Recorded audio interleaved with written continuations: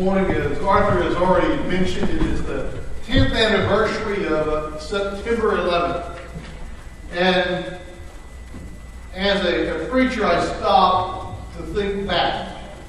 And I wondered, what was I going to speak on this morning? And then stopped and realized, I've been working on a series called Life Questions, and I already planned a topic that I thought would go well for this morning, and that's the topic of what is grace. So that's what we're going to talk about this morning. But before we get into that, I do want to mention a few things. I want to remind the teenagers that this evening we are having a Devo. Be here. You will like it. It's something we haven't done before. Also, to all those who are contemplating what they can do to help out the families in Bastrop. I do know that last time I spoke with one of the elders there at the church in Bastrop, it was either 6 or 7 families who were members of the church and lost their homes to the fires. They were housing some 40 plus people at the building who had been displaced. And one of the things that became very evident was we don't really know what we need. And it really became clear in my mind that how hard this was for them. That they hadn't dealt with these wildfires before, and most relief agencies hadn't dealt much with them either. And I thought back to an experience that I had almost 8 years ago. In October of 2003, Heather and I were on a trip to Oklahoma City, or not Oklahoma City, but Tulsa, Oklahoma. We were going to talk with a congregation at 10th and Eisenhower about an associate position. I was getting ready to leave the congregation there in San Diego. And as we left the day after on that trip, we heard, there's wildfires that broke out in San Diego County. Well, we didn't think a thing about it. You see, in San Diego, California, wildfires in those canyons are something to be expected. Homeowners know how to prepare for it. Well, then came the Santa Ana winds. Hot, dry winds that fanned the flames of these fires. And it grew. And it grew. And by the time we had made it to Oklahoma City, or to not Oklahoma City, but Tulsa, the fire had become out of control, and it was something to be thought of. And that Monday, I got a phone call from someone who I knew. A friend I went to school with that said, "Have you heard? Pat, Dan, and Curl lost their house. It burned." Started to hit home. How big was this fire? It still wasn't sinking in until we drove back. My wife always thought, San Diego wasn't very green. I just can't see the plant life here. She'll tell you, nothing's like looking at a burned landscape. It looks like you're on the moon. Nothing looks the same. When wildfires sweep through an area, it just doesn't kind of burn a house. The fire department isn't there to put water on the house so that there's a shell left. You see, wildfires are so intense that they burn homes down to the ground. No firefighters are there to save a single thing. They're there just trying to keep the flames from going any further. The house at that point becomes collateral damage. And so as I stopped, I thought back to what was going on in Bastrop. My first thought was, when we were in San Diego, the 2 big needs were personal care items and clothing. You see, families lost everything. They lost photos, they lost memorabilia, but not only did they lose that, they lost the very clothing and necessities of everyday life. And so, as we had set up, the congregations pulled together, and there was a group out of Tennessee called the Church of Christ Disaster Relief. They started sending in trucks. What was so fascinating about this, we set centers up across the area where we were giving away items. We were giving care boxes of MREs. Not sure if you've eaten an MRE lately. It's not the most appetizing meal you can have. And yet people were appreciative of it because they didn't have food. They didn't, at this point, it had been a week, 2 weeks, and even a month out. They were still living in hotels. They were tired of eating Wendy's and McDonald's. They were tired of eating Taco Cabana. This was finally food that we could sit down and eat as a family. It brought some normalcy. And we brought in blankets and personal care items. Groups started going out to home sites and helped clean up. I remember as we set up in Corona at the reservation there, we set up a table, and as we were giving things away, this was nearly a month later, we were still giving out items and taking down names of people who needed things such as washers and dryers. Remember, they lost everything. In many cases, insurance won't cover all that they need.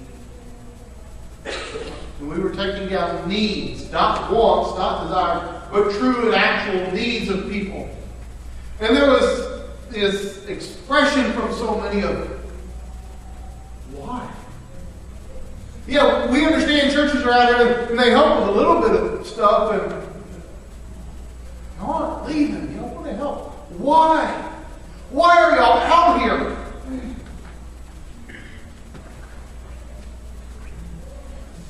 And not until just recently did it truly sink in. Why were we out? Originally, my thought was, well, we're out there because we're Christians and we're wanting to share the love of Christ. And that's true. But you see, we were out there because we wanted to help share the grace of God. We wanted to bestow on people what we had. The love and care and concern that God had for us, we wanted to bestow it and show it to others. And because of that, people came to Christ. Because of that, San Diego County knew about the church.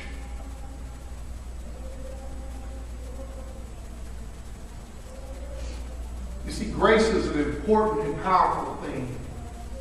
And all too often, we overlook it as Christians. It's one of the most talked about things in the New Testament. And yet we talk about grace less often than we talk about nearly any other subject in the Bible.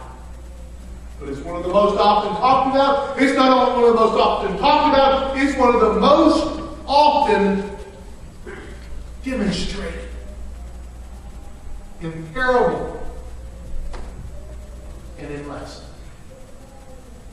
You see, we could go into the New Testament and we could read the story of the prodigal son and the fact that the son goes and he asks his father for everything that he's got coming to him. And the father gives it to him. They're allowed to do all, and the son goes and he squanders all that he has.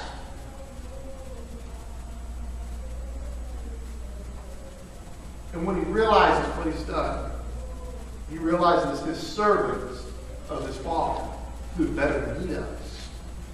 And so he comes back home to dad.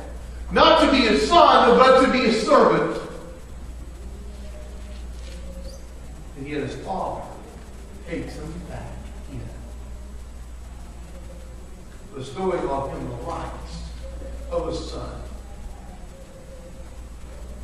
You know, that whole story never mentions the word grace, but it demonstrates what grace is. This morning, I want us to have a better understanding. I want us to be able to answer that question, what is grace? And then the next question which comes along, and why is it so important?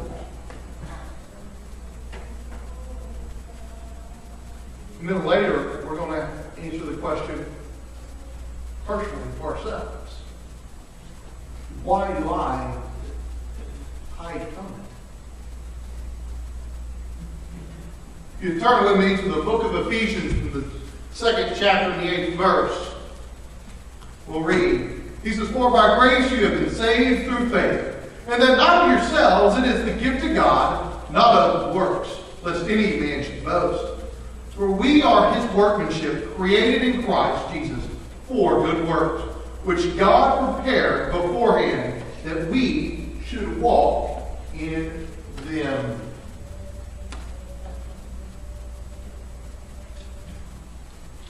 What is grace? There in chapter 2 of the book of Ephesians is one of the best known verses pertaining to grace. That by grace we have been saved through faith. But we need to ask the question, then what is grace? Well, the Hebrew for grace, when we go and we define it, would help us to understand that the definition, or the simplified definition, would be unmerited favor. For those who are younger who don't understand what merit is, when I was y'all's age, I was in Boy Scouts. And in Boy Scouts we have something called merit badges. Merit badges are badges in areas that we earn for learning and obtaining the abilities of skill, or in skilled areas. When I was in Scouts, one of the merit badges I wanted to earn was that of cycling or bicycling. You go, yeah, that's dumb. But y'all don't understand me, I was the bicycling nut. Guys, I was in 5th grade when I earned that merit badge.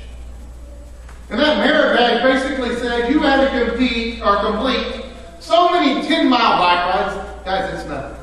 And then you had to complete so many 20-mile bike rides. That's nothing. And then your final thing you've got to do is you have to complete a 50-mile bike ride. Anybody here, besides me, who's under the age of 50, ever ridden a bike 50 miles? 20 miles? It's not hard. Okay, think about it. 50 miles is hard. That's a long ride, guys. I completed my first 50-mile ride in the 5th grade to obtain that merit badge. I merited that badge. I earned it. We're talking about unmerited, unearned. Something that is not earned. Favor. What's favor? Well, I kind of liken the idea of favor to the idea of a boyfriend and girlfriend. And when a teenage boy takes out a girl, he bestows on this girl favor and opening doors for her and getting her drinks and buying her dinner. Or he should. You see, when a boy takes a girl out, he should treat her right. And that bestows favor upon that young lady. It's the idea of what favor is. And so when we talk about grace, it's the idea of unmerited favor. In other words, I have done nothing to earn this favor which is being bestowed upon me.